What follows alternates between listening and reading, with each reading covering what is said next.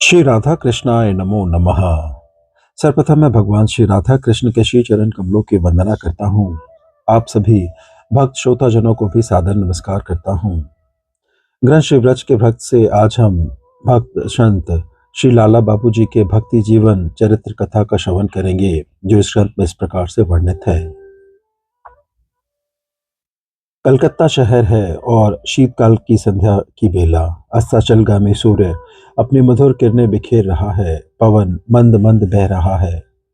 लाला बाबू पालकी पर निकले हैं सैर करने। पालकी के आगे है बंदूक कची और पीछे सिपाहियों और नौकरों की टोली।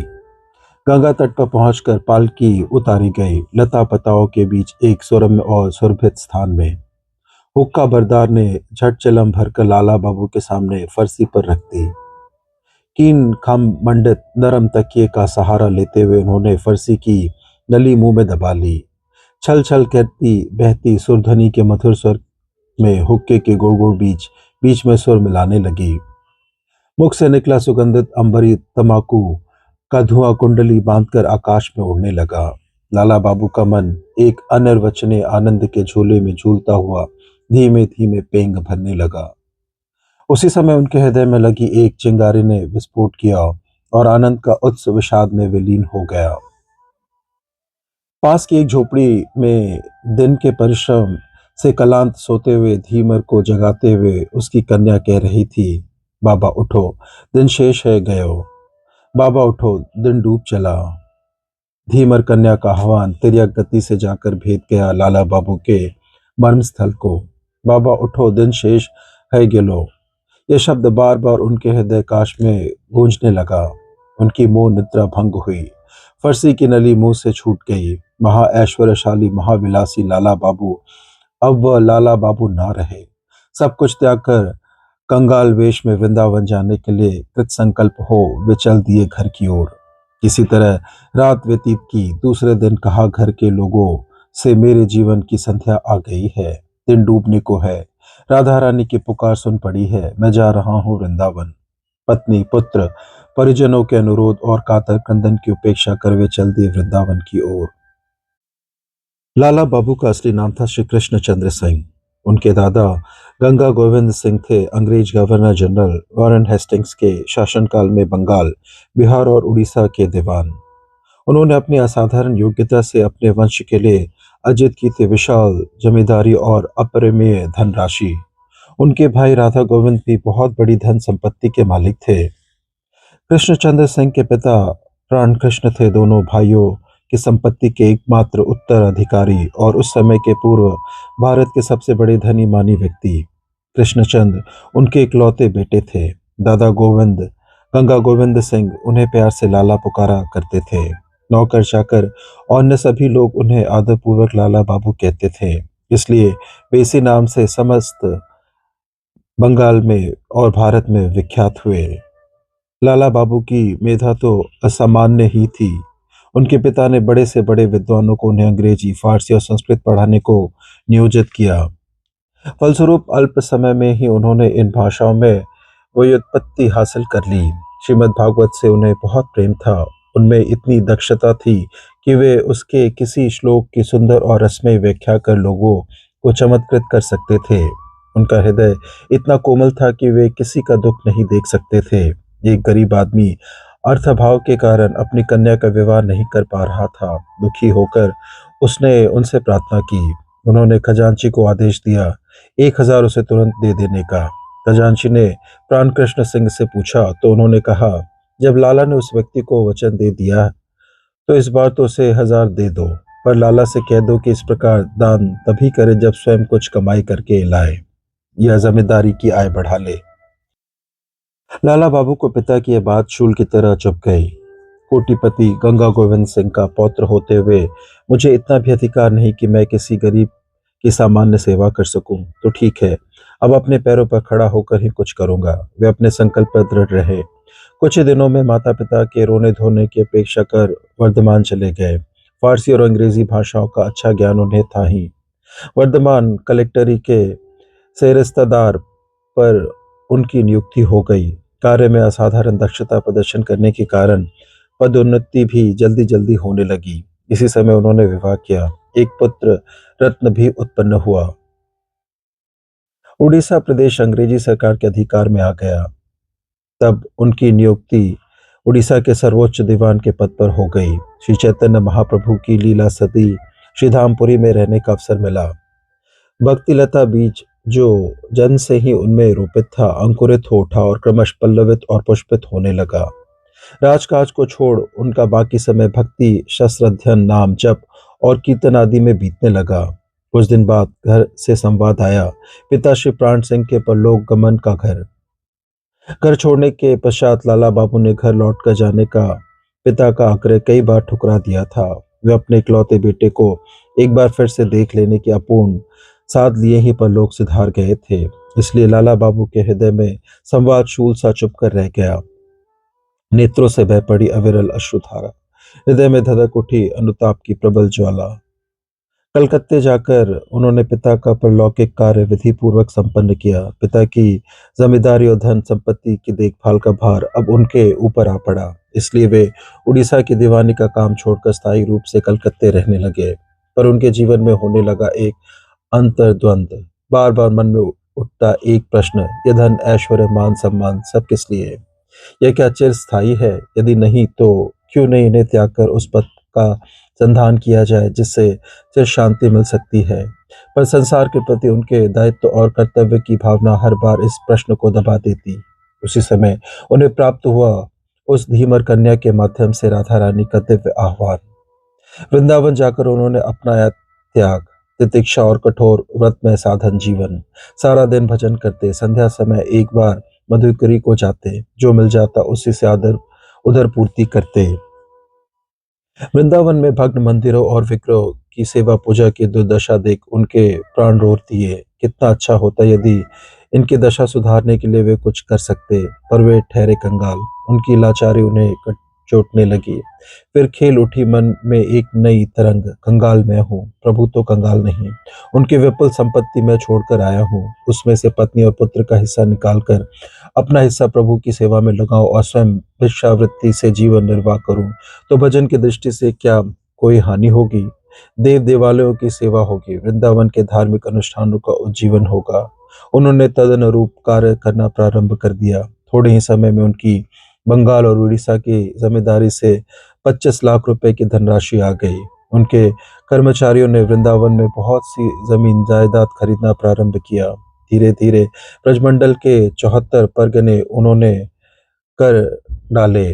उनकी ऐसे भग्न मंदिरों की मरम्मत, नए मंदिरों और धर्मशालों का निर्माण और जगह जगह देव सेवा की सुव्यवस्था करने की एक विराट योजना बनाई गई। इस योजना में वृंदावन में एक ऐसा सुरम्य मंदिर बनवाने की परिकल्पना भी सम्मिलित थी, जिसमें राधा कृष्ण के अति सुंदर विग्रह की स्थापना हो और शत शत साधु महात्मा और गरीब दुखियों के नित्य महाप्रसाद ग्रहण करने की सुव्यवस्था हो। मंदिर का निर्माण कार्य प्रारंभ हुआ। जयपुर अंचल से कीमती पत्थर क्रय करने के लिए लाला बाबू को कभी कभी राजस्थान जाना होता। मार्ग में पड़ता भरतपुर। भरतपुर के महाराजा उनके पुराने बंधु थे। उनके विशेष आग्रह के कारण उन्हें आते जाते एक दो दिन उनके यहाँ ठहर जाना पड़ता। महाराजा के साथ घनिष्ठता होने के कारण उन्हें एक बार बड़ी विपदा में पड़ना पड़ा। उस समय ईस्ट इंडिया कंपनी की राजस्थान के राजाओं के साथ एक संधि की बातचीत चल रही थी, जिसमें भरतपुर के महाराजा की प्रधान भूमिका थी। इसी कारण उन्होंने संधि पत्र पर हस्ताक्षर करने से मना कर दिया। सर चार्ल्स मेटकॉफ उस समय ईस्ट इंडिया कंपनी की तरफ से दिल्ली दरबार के रेजिडेंट पद पर नियुक्त थे। उन्हें उनके कुछ कर्मचारियों ने समझा दिया कि महाराजा हस्ताक्षर करने को प्रस्तुत थे, परंतु लाला बाबू की कुमंत्रणा के कारण नहीं किए। मेटकॉफ ने क्रुद्ध हो लाला बाबू को बंदी बनाकर दिल्ली बुलवा मंगाया। गिरफ्तारी की व्यवस्था की जाने लगी। लाला बाबू की गिरफ्तारी का संवाद सारे ब्रजमंडल में फैल गया। इसका विरोध करने के लिए सहस्त्रों ब्रजवासी दिल्ली की ओर उमड़ पड़े। लाला बाबू की लोकप्रियता और उनके प्रभाव को देख मेटकॉफ बहुत चिंतित हुए। उनके और उनके परिवार के संबंध में गुप्त रूप से जांच पड़ताल करवाई। पता चला कि उनके पूर्व पुरुष सदा ईस्ट इंडिया कंपनी के हितैषी रहे हैं। उसका उपकार भी उन्होंने बहुत किया है। मेटकॉफ की आंखें खुल गई और लाला बाबू को मुक्त कर दिया। इतना ही नहीं, उन्हें महाराजा की उपाधि देना चाहा, जिसे उन्होंने अस्वीकार कर दिया। धीरे धीरे वृंदावन का विशाल मंदिर बनकर तैयार हो गया। मुरलीधर श्री कृष्णचंद्र की नयनाभिराम मूर्ति स्थापित हो गई।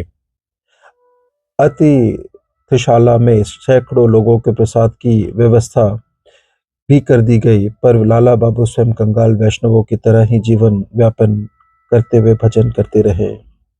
माघ का महीना था, कड़ाके की शीत पड़ रही थी। मंदिर के एक कोने में खड़े लाला बाबू दर्शन कर रहे थे श्री कृष्णचंद्र की भुवन मोहिनी श्री मूर्ति का।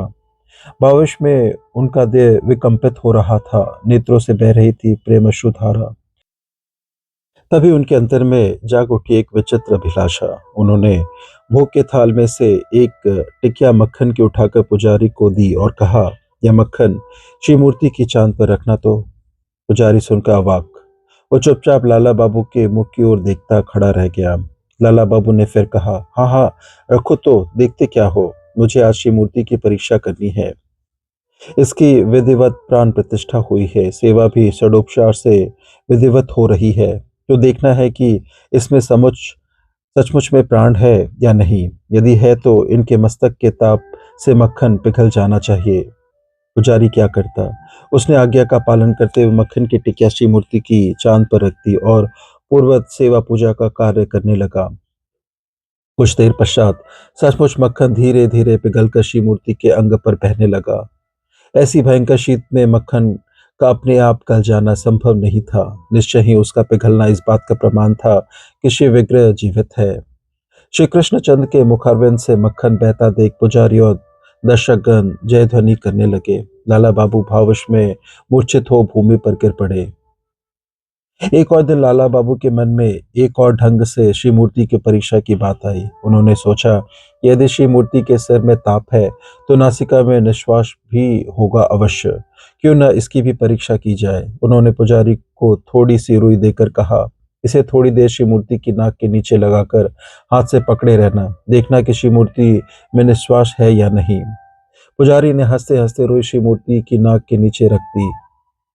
देखा कि रुई में कंपन होने लगा। लाला बाबू के आनंद की सीमा ना रही। वे भावविष्ट हो श्री मूर्ति के सामने नाट्य मंदिर में लोटपोट होने लगे। एक दिन स्वप्न में श्री कृष्णचंद्र ने लाला बाबू से कहा, मैं तुम्हारी सेवा से प्रसन्न हूँ, पर मुझे कुछ और भी भिक्षा चाहिए तुमसे। लाला बाबू ने चौंक कर कहा, भिक्षा? ऐसे क्यों कहते हो प्रभु? आज्ञा करो ना, तुम्हारी और क्या सेवा करनी है मुझे।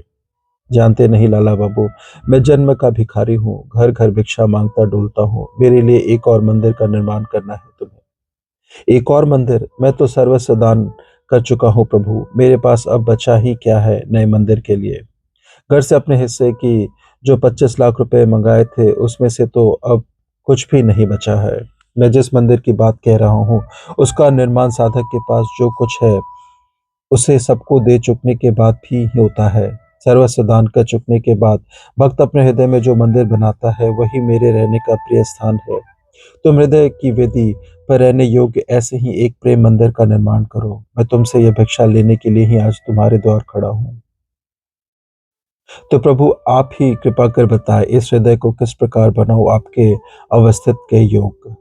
तुम ब्रजमंडल के सब तीर्थों का दर्शन करो, उसके पश्चात गोवर्धन में जाकर भजन करो। प्रभु, मेरे द्वारा स्थापित इस मूर्ति में तो आप जागृत हो उठे, इसे छोड़कर कैसे कहीं जाओ दया में। तुम समझते हो कि मेरा लीला विलास तुम्हारे द्वारा स्थापित इस मूर्ति में निबद्ध है। वह तो सभी विग्रहों में रूपायित है। श्री चैतन्य महाप्रभु और उनके पार्षद श्री रूप सनातन आदि ने जिन लीला स्थलों का व्रज में अन्वेषण किया है वे क्या तुम्हारे द्वारा स्थापित विग्रह से कम जागृत है। लाला बाबू के संदेह के लिए अब कोई स्थान ना रहा। वे व्रज के सभी तीर्थों का दर्शन करने के पश्चात गोवर्धन में एक कच्ची गुफा के भीतर रहकर भजन करने लगे। नित्य प्रातः गोवर्धन की परिक्रमा करते, दिन भर भजन में रहते, संध्या समय एक बार मधुकरी को जाते। उस दिन जब वे गोवर्धन की परिक्रमा कर रहे थे, मंदिर का पुजारी बोला, बाबा, आज आप मधुकरी को ना जाए, मैं संध्या समय का ठाकुर का भोग प्रसाद आपको पहुंचा दूंगा। संध्या समय घनघोर वृष्टि हुई। प्रसाद लेकर बाहर जाना संभव ही न रहा। रात्रि में भी देर तक वृष्टि होती रही। पुजारी बड़े संकट में पड़ गए। सोचने लगे, बाबा कब से भूखे प्रतीक्षा में बैठे होंगे। वृष्टि जब कम हुई वो गया मंदिर के भीतर। यह देखकर अवाक रह गया कि जो थाल बाबा के लिए सजा कर रखा था ठाकुर के सामने वो वहां है ही नहीं। क्या हुआ? कोई तो मंदिर के भीतर गया नहीं, पर अब सोच विचार का समय कहाँ। पुजारी ने एक दूसरे थाल में सजाया भोग प्रसाद और चला गया बाबा के पास। उसे देखते ही बाबा बोले, ये क्या पुजारी बाबा, और क्या ले आए? पहले का ही बहुत सा बच्चा रहा है, वह देखो। पुजारी मंदिर के भोग का थाल और खाद्य सामग्री गुफा में रखा देखकर चौंक पड़ा। ये थाल कहाँ कहाँ से आया? कौन दे गया? यह आप क्या कह रहे हैं? आप ही तो दे गए थे। मैं दे गया हूँ? मैं शपथ खाकर कहता हूँ, मैं तो वृष्टि के कारण मंदिर से बाहर ही नहीं हो सका। वृष्टि कम होने पर गया मंदिर के भीतर तो देखा वहां न थाल है न थाल में रखी सामग्री। फिर दूसरे मिट्टी के थाल में जो फलादी मंदिर में थे लेकर आया हूँ। ये सुनकर लाला बाबू का देह सात्विक प्रेम विकारों से परिपूर्ण हो अतेज अचेत अवस्था में भूमि पर पड़ गया। चेतना आने पर अश्रु गदगद कंठ से वे कहने लगे, हाय प्रभु, इस अधम के लिए इतना कष्ट किया और यह पहचान भी ना सका। पहचानता भी कैसे? यदि आप पहचान में ना आना चाहे तो किसकी शक्ति है जो आपको पहचान सके? आपने क्यों इतने छल के साथ कृपा की प्रभु? कृपा की तो कृपा में कृपणता क्यों कृपा सिंधु? मथुरा के कृष्णदास बाबा जी की उन दिनों सिद्ध महात्मा के रूप में बड़ी ख्याति थी। उनका भक्तमाल का बंगाल अनुवाद बंगला भाषी लोगों के बहुत प्रिय था। लाला बाबू ने बहुत दिनों से मन ही मन उन्हें गुरु रूप में वरण कर रखा था। उस दिन जब वे गोवर्धन परिक्रमा के लिए गोवर्धन गए तो उन्होंने उनके चरणों में गिरकर दीक्षा के लिए प्रार्थना की। वे बोले, मैं तुम्हें दीक्षा दूंगा, पर अभी समय नहीं हुआ है। तुम्हारे विषय जीवन के सूक्ष्म संस्कार अभी कुछ शेष हैं। उन्हें तीव्र वैराग्य की अग्नि में भस्म करना होगा। उपयुक्त समय पर मैं स्वयं ही आकर तुम्हें दीक्षा दूंगा। तुम्हें मेरे पास आने की आवश्यकता नहीं। कुछ दिनों के लिए कौपिन कंथाधारी लाला बाबू वृंदावन जाकर रहने लगे। उनका वैराग्य और भजन दिनों दिन बढ़ता गया। दिन भर भजन में रहते, संध्या समय एक बार मधुकरी को जाते। बहुत दिन हो गए इस प्रकार पूर्ण वैराग में जीवन व्यतीत करते करते, पर गुरुदेव की कृपा फिर भी ना हुई। वे सोचने लगे कि उनमें कौन सा ऐसा दोष है जिसके कारण वे गुरुदेव की कृपा से अब तक वंचित है। एकाएक मन में आया, मैंने सारे ऐश्वर्य का त्याग कर कंगाल वेश तो धारण कर लिया है, पर क्या मैं अपने अभिमान का पूर्ण रूप से त्याग कर पाया हूँ? मैं मधुकरी के लिए कितने मंदिरों और कुंजों में जाता हूँ, पर उसे सेठ के से कुंज की ओर क्या मेरे पैर कभी बढ़े हैं? रंगजी के विशाल मंदिर के निर्माता सेठ लक्ष्मीचंद जी लाला बाबू के प्रतिद्वंदी थे। मंदिर निर्माण, साधु वैष्णव सेवा, दान दक्षिणा आदि में उनसे बराबर होड़ लगी रहती थी। जमीन जायदाद को लेकर उनसे मुकदमा भी चल चुका था जिसमें उनकी हार हुई थी। उनके प्रति पहले का द्वेष सूक्ष्म रूप में अब भी बना हुआ था। यही कारण था कि लाला बाबू के पैर उधर नहीं पड़ते थे। एक दिन रंगजी के मंदिर में भिखारियों की बड़ी भीड़ थी। भीड़ में कंधे पर भिक्षा की झोली डाले एक कनक कांतिपूर्ण दीर्घ देहधारी भिखारी भी था। वह करताल बजा बजा कर उच्च स्वर से कृष्ण नाम कीर्तन कर रहा था। उसे पहचानते किसी को देर ना लगी। तुरंत दरबान ने सेठ जी से कहा, लाला बाबू आपके द्वार पर भिक्षा के लिए खड़े हैं। सेठ जी ये सुनकर चकित स्तंभित रह गए। कुछ ही देर में वे स्वयं बाहर आए, एक थाल में दाल चावल फल मूल और 100 अशर्फिया लेकर। लाला बाबू के सामने आदरपूर्वक मस्तक झुकाकर बोले, बाबूजी आपके पदार्पण से आज इस दीन की कुटिया पवित्र हुई। कृपा कर भिक्षा में यह थाल ग्रहण करे जिससे मैं कृतार्थ हूँ। लाला बाबू ने उत्तर दिया, मैं तो भिक्षा के लिए आया था सेठ जी, आप जो दे रहे हैं यह तो भिक्षा नहीं है। आपने ठीक समझा, यह भिक्षा नहीं है। मेरी क्या सामर्थ्य है जो आपको भिक्षा दे सकूं? आप राजा हैं, राज भिखारी होकर आपने मुझे पराजित कर दिया है। आपसे यह मेरी दूसरी पराजय है, इसलिए यह नजराना है। यह नहीं हो सकता। सेठ जी, कंगाल तो सदा कंगाल है। आपका यह थाल स्पर्श करने योग्य मैं नहीं हूँ। इसमें से एक मुट्ठी चावल मेरी झोली में डाल दे। इसके अतिरिक्त एक और भिक्षा देने की कृपा करे। जाने अनजाने यदि मुझसे कोई कभी अपराध बन गया हो आपके चरणों में, तो क्षमा करे और आशीर्वाद दे जिससे श्री कृष्ण भक्ति मेरे हृदय में उदित हो। लाला बाबू के इतना कहते ही दोनों ने एक दूसरे को अपनी बाहों में भर के एक दूसरे को प्रेमशु से अभिषिक्त कर दिया। लाला बाबू रंग जी के मंदिर से अपनी भजन कुटी को लौट रहे थे। उसी समय पथ में प्रसन्न मुद्रा में आते दिखे महात्मा कृष्णदास। भक्ति पूर्वक उन्हें प्रणाम कर जैसे ही उठे, महात्मा ने प्रेम पूर्वक उन्हें आलिंगन कर लिया और कहा, लाला अब समय हो गया है तुम्हारी दीक्षा का। शुभ लग्न में लाला बाबू की दीक्षा हो गई। दीक्षा के उपरांत उपदेश देते हुए गुरुदेव ने कहा, अब गोवर्धन में उसी गुफा में जाकर निरंतर भजन करो। गुफा से तब तक ना निकलना जब तक अभिष्ट की प्राप्ति ना हो जाए। इस बीच किसी मनुष्य का मुख भी ना देखना। लाला बाबू आज्ञा अनुसार रात दिन गुफा में रहकर भजन करने लगे। कई वर्ष बाद उन्हें इष्ट देव के दर्शन हुए। उनके दिव्य लीलाओं के भी दर्शन उन्हें होने लगे। उनके निवृत्त तपस्या का अंत हुआ। ब्रजमंडल में सिद्ध महात्मा के रूप में उनकी ख्याति दूर दूर तक फैल गई। लोग दूर दूर से उनके दर्शन करने आने लगे। एक बार सिंधिया महाराज ब्रज गए, वहां के तीर्थों के दर्शन करने के उद्देश्य से। वे जहां भी गए वहां उन्होंने प्रशंसा सुनी। लाला बाबू के असाधारण त्याग, वैराग्य, भक्ति भाव और परमात्मा में उनकी असाधारण उपलब्धियों की। उनके हृदय में उत्कंठा जागी उनसे दीक्षा लेने की। वे सदल बल गोवर्धन पहुंचे। लाला बाबू के सामने प्रणत हो उनसे दीक्षा के लिए प्रार्थना की। उन्होंने कहा, महाराज यदि भगवान को पाना चाहते हैं तो केवल दीक्षा से कुछ ना होगा। उन्हें पाने के लिए दोनों हाथ बढ़ाने होंगे। एक हाथ से संसार को पकड़े रहेंगे, दूसरे से उनके चरण स्पर्श करना चाहेंगे तो उनके चरणों की प्राप्ति कभी ना होगी। आप दोनों हाथ बढ़ाने को तैयार है क्या?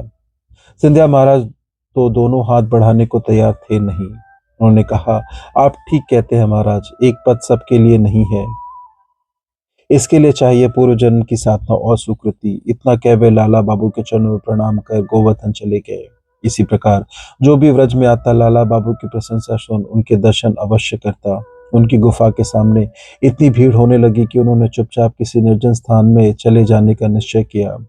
अर्धरात्रि में अपनी गुफा से वे चल पड़े। उसी समय ग्वालियर से कुछ अश्वारोही आ रहे थे उनके दर्शन करने। दुर्भाग्य से रात्रि के अंधियारे में एक घोड़े के खुर से उनका पैर कुचल गया। कुछ ही दिनों में घाव ने असाधारण रूप धारण कर लिया। भक्त लोग उन्हें वृंदावन के मंदिर में ले गए। बहुत दिनों तक चिकित्सा चलती रही पर कोई लाभ न हुआ। भक्तों ने प्रश्न किया, प्रभु, आपके प्राण प्रिय विग्रह श्री कृष्णचंद्र के सानिध्य में भी आपको इतना कष्ट, ऐसा क्यों? रोगाक्रांत लाला बाबू का मुखारविंद एक अपूर्व आनंद किरण से मुखलित हो उठा। उन्होंने कहा, तुमने तो मेरे प्रभु का यह दुख ही देखा है। तुमने कब देखा कि उनका दिया वह दिव्य आलोक जो सदा मेरे हृदय में झलमल करता रहता है, जिसमें श्री कृष्णचंद्र और राधा रानी का सुमधुर लीला विलास चलता रहता है, कौन सा पलड़ा भारी है, दुख का या आनंद का? धीरे धीरे महाभागवत लाला बाबू की जीवन धारा क्षीण पड़ने लगी। उनके इंगित पर लोग उन्हें ले गए यमुना तट पर। वहां युगल की प्रेममय लीला का दर्शन करते करते उन्होंने लीला में प्रवेश किया।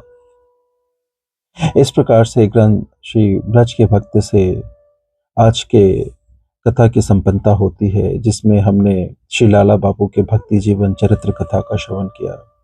श्रवण करने के लिए अपना बहुमूल्य समय देने के लिए आपको धन्यवाद। त्रुटियों के लिए क्षमा प्रार्थी हूँ। श्री राधा कृष्णाय नमो नमः।